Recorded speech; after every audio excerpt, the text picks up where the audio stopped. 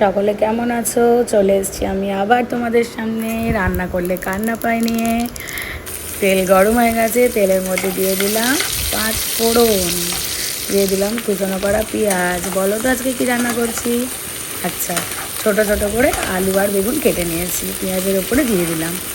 আলু, বেগুন, পেঁয়াজ আর 5 ফোড়নটা দিয়ে ভালো করে আমি ঢাকা দিয়ে দিয়ে সিম করে করে একটু ভেজে নেবো।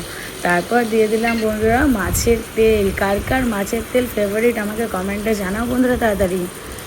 আমার তো ভীষণ ভালো লাগে মাছের তেল। আচ্ছা, মাছের তেলটা দেওয়ার পরে আমি সাইড থেকে দিয়ে দিলাম আদা রসুন বাটা, অল্প আদা রসুন বাটা, দিয়ে দিলাম হলুদ গুঁড়ো। হলুদ গুঁড়োর পরে একটু একটু করে সমস্ত মশলা দিয়ে দেবো। একটু দিয়ে দিলাম জিরের গুঁড়ো, একটু ধনের গুঁড়ো আর লাল লঙ্কার গুঁড়ো। পরিমাণ মতো নুন দিয়ে দেবো, দিয়ে ভালো করে আমি কষিয়ে নেব। দারুণ লাগে মাছের তেল দিয়ে ভাত খাওয়া হয়ে যায়, বিশ্বাস করুন, আর কিচ্ছু লাগে না, দারুণ লাগে। আর মাছের তেলটা একদম সাদা পরিষ্কার, দেখলেন খুব ভালো মাছের তেলটা দিয়েছে, খুব ভালো দিয়েছে।